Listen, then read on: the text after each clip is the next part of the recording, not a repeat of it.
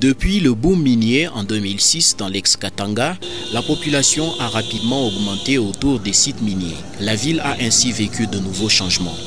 C'est la vocation minière qui a expliqué la naissance de cette ville, et la plupart de villes sont nées de diverses activités, dont surtout minières, à partir du 9e siècle.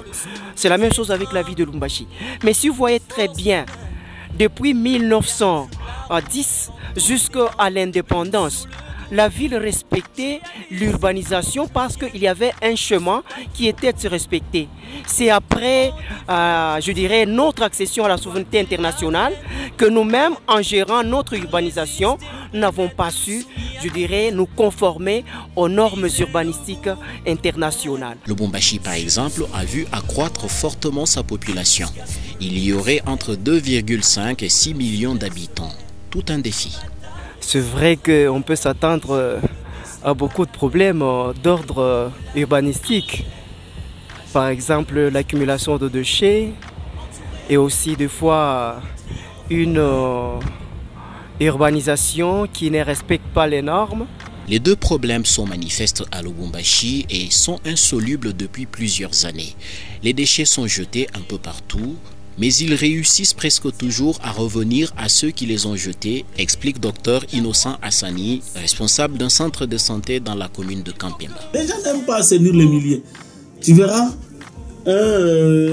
une fosse septique, c'est à ciel ouvert. À ciel ouvert, tu vois ce que ça fait. Là, il y a beaucoup de problèmes. Il y a les mouches qui viennent toucher les matières fécales, les enfants mangent, tout ça. Au fait, ce n'est pas pour autant dire que le président de la République viendra assainir nos milieux. On doit quand même faire quelque chose, mettre là où nous habitons un endroit très propre. Conséquence, trop de moustiques, trop de cas de malaria, mais aussi d'autres maladies. Il y a le paludisme. Je vous dis, dans 10 cas, il y a 9 cas de palu, de la malaria. Il y a aussi la fièvre typhoïde. En tout cas, ce sont des pathologies tellement courantes rencontrées presque chaque jour. Donc, le milieu n'est pas assaini. Les gens, tu vas, ici au marché, on a construit un marché ici. Mais tu vas trouver les légumes, même à sol. On est en train de vendre ça. Et pourtant, il y a les histoires qu'on a mis là-bas pour que ces gens commencent à essayer de vendre les légumes au niveau de leur tablier. Mais il n'y a plus moins de... Le milieu n'est pas assaini. La ville de Lubumbashi n'a pas évolué entre-temps, explique le chercheur en géographie Jacques Kichala. Ici, c'est parce que nous sommes devant une situation où, actuellement, tous les instruments urbanistiques que nous avons, comme par exemple le chemin directeur d'aménagement urbain, il est obsolète. Il date de l'époque coloniale, on a essayé un peu de le retravailler, mais jusque-là, on ne l'a pas encore retravaillé pour l'adapter aux circonstances d'urbanisation actuelles. Mais pour l'environnementaliste et juriste Sabin Mandé, l'action de la municipalité n'a pas été suffisante. La gestion des déchets, c'est un art. En fait, ailleurs, il y a des entreprises qui gèrent les déchets. Mais ici, chez nous, on laisse les déchets à n'importe qui. Et c'est déjà même un danger parce que vous avez plusieurs natures de déchets qui peuvent porter même atteinte à la santé, qui peuvent porter... Mais quand on le dépose partout, ça pose déjà encore un problème. Quand on les laisse dans les mains de n'importe qui, ça pose un problème. En fait, c'est que c'est de la responsabilité de la mairie qui est... en fait...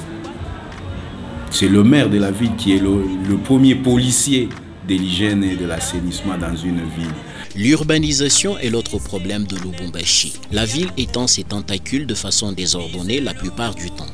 Il faut comprendre qu'aujourd'hui, si par exemple quelqu'un irait à Paris, il ne va pas déranger l'urbanisation parisienne étant donné qu'il y a un schéma directeur d'aménagement de la ville de Paris. Ici, c'est pas le fait qu'on n'a pas su, je dirais, actualiser ce chemin-là en rapport avec la pression démographique. Les logements sociaux n'existent plus à Lubumbashi depuis plusieurs décennies, voire la fin de la colonisation. Chaque personne est tentée de bâtir sa propre maison. Les quartiers planifiés tels que Kenya Kamalondo, même la Rouachi Katuba, ce sont les autorités coloniales qui avaient disponibilisé le moyen avec le partenariat international pour construire ces quartiers-là, je dirais, au profit de pauvres qui étaient dans des taudis et consorts.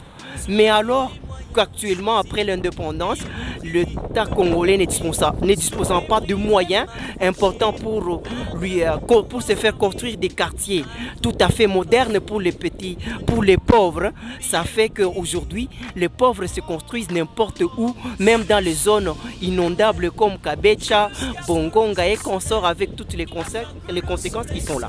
Des cités en plus sans suffisamment d'urbanisation et où se concentrent beaucoup d'habitants. Par exemple, l'eau et l'électricité ne suivent pas, dans de nouveaux quartiers notamment. Mais dans cette ville minière, habitation et industrie se bousculent parfois.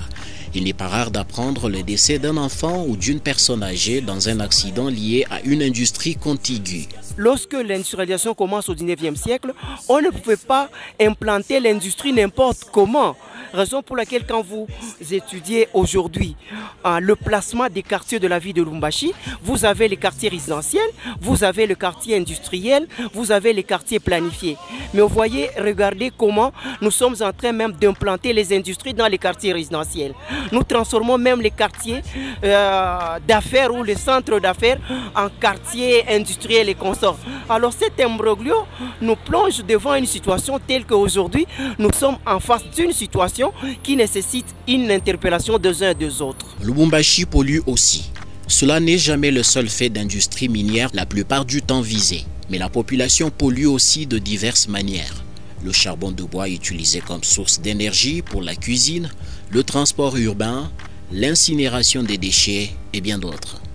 Lorsque vous lisez même les résolutions, je dirais de la COP 21 qui a accouché l'accord de Paris en décembre 2015, on vous fait voir comment les villes qui sont la concentration industrielle dans le monde émettent, je dirais, 70% des polluants, je dirais, à l'atmosphère.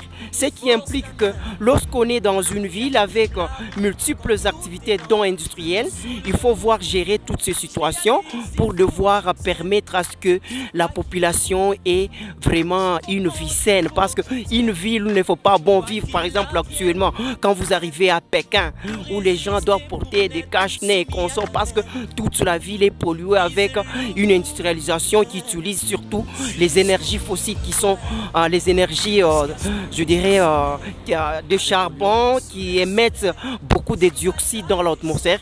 Voyez comment la situation se pose en tant que telle. Mais nous ne sommes pas à ce stade-là. C'est question seulement qu'il y ait un problème de volonté à tout le niveau. Les décideurs, les techniciens et nous scientifiques, si nous nous mettons ensemble, on peut pallier à toutes les situations qui aujourd'hui menacent notre ville de Lubumbashi, qui autrefois était l'une des meilleures dans le monde. La ville de Lubumbashi garde pourtant ses chances de changer d'orientation. C'est question tout simplement que l'État congolais se disponibilise, ce qu'on appelle les instruments d'urbanisme au niveau national et au niveau de ville, de sorte que l'urbanisation se fasse conformément au schéma directeur d'aménagement urbain avec l'implication des autorités et des services et consorts.